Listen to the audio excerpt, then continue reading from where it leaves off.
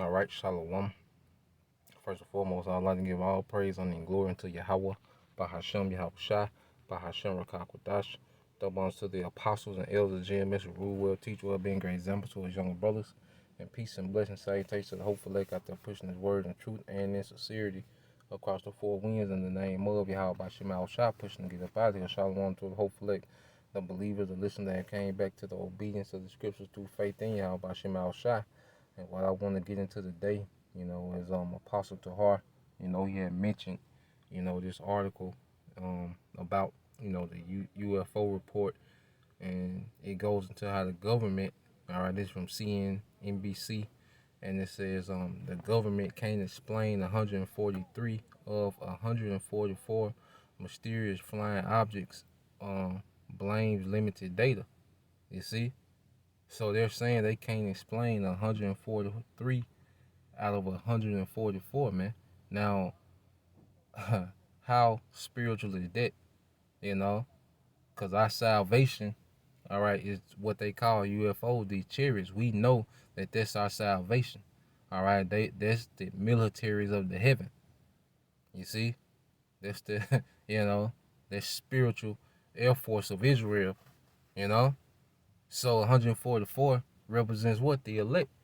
All right, because you're gonna have 144,000, 12,000 men from each tribe that will be the government of the next, all right, kingdom to come, the next rulership to come to the earth.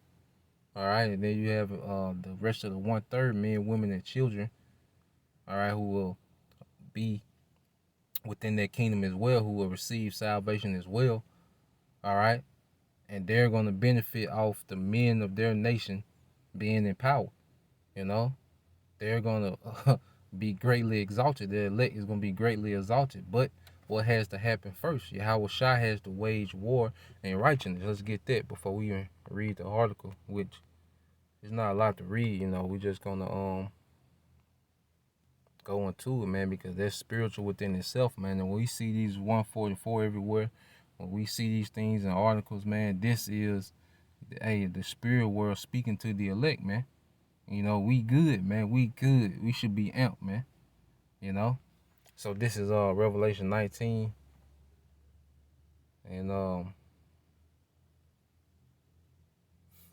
11, and it says, "And I saw heaven open, and behold, a white horse, and he that sat upon him was called Faithful and True, and in righteousness he doth judge and make war." So Yahweh Shai is coming to make war, and these, all right, what they call UFOs that they're constantly seeing, all right, that will, be, all right, the instruments, all right, that will be used to wage war, all right, that will be, all right, the main source of the destruction, all right, from the spirit world, the nukes, all right, and ultimately those chariots, man. So let's just read a little bit of it. Now it says the U.S. government can't explain 143 of 144 cases of unidentified flying objects reported by military planes, according to a highly anticipated intelligence report released Friday. So this is something from another world. All right, this is something from a whole nother realm, and this is showing that Esau not gonna be able to deal with what's coming, man.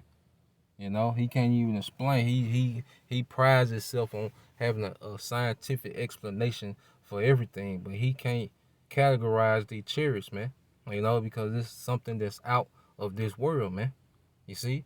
And it said the report released by the Office of the Director of National Intelligence was meant to shed light on the mystery of those dozens of flying objects spotted between 2004 and 2021, but instead said it didn't have adequate data to put all but one of them into a category. Yeah, he can't, he can't put the chariots in the box.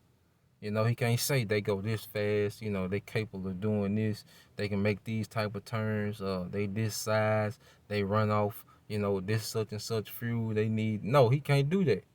All right, because what he got to deal with is from another realm. All right, so I'm finished reading this and then we get some precept. It said the official added, "We do not have any data that indicates that any of those unidentified phenomena are part of a foreign collection of programs, nor do we have any data that is indicative of a major technological advancement by a potential adversary. No, it's an adversary, all right, but it's an adversary from the heavens. You see? Because the scriptures, what did the scriptures say? Because everybody been, everybody been talking that tough talk, Everybody been proud against Yahweh Bashim al-Shah, starting with who? The leaders of this world. But what did Yahweh Bashim al-Shah say? When you go to Exodus 17 and 16, for he said, because the Lord Yahweh Bashim al-Shah has sworn that the Lord will have war with Amalek from generation to generation. Yeah, so, it's going to be a war. All right? Yahweh Bashim al-Shah finna bring, all right, that action to this realm, man. Everybody's, all these different religions and beliefs and just the blasphemy and disrespect and the mockery of Yahweh Bashim al-Shah, that's in the earth. Well, he just finna bring it to you people, man. He gonna put the prophets up and he just gonna come into this realm. All right, he gonna send Yahweh Shah and the angels into this realm. You see? When you go to Isaiah, all right, I believe is that 30? 31. All right, Isaiah 31 and 3. It says, now the Egyptians are men, and these modern day Egyptians are these Edomites, man. All right, they sit in the seat of Pharaoh, having dominion, over the earth, man. You see? And it says, and not the Most High, and their horses flesh and not spirit. When the Lord shall stretch out his hand, which is Yahweh Shai, both he that helpeth shall fall, and he that is hoping shall fall down, and they shall fail together. Yeah, because it's over with. You see? When he stretch out his hand by sending Yahweh Shai and their heavenly host, it's done. There's going to be no type of victory for you people in the earth. All right, the militaries of these nations. All right, and you random people that's destined to be destroyed, all right, directly by Yahweh Shai and the chariots, man. So we finna see all these vain hopes and aspirations and people trying to hold up this society and trying to chase normalcy. That's gonna be done away with when those chariots hit, man. It's gonna completely obliterate, any hope of trying to revive this place, man. And it's gonna be a new rulership, man. You see? So let's get so he can't explain it because they not flesh, they not carnal.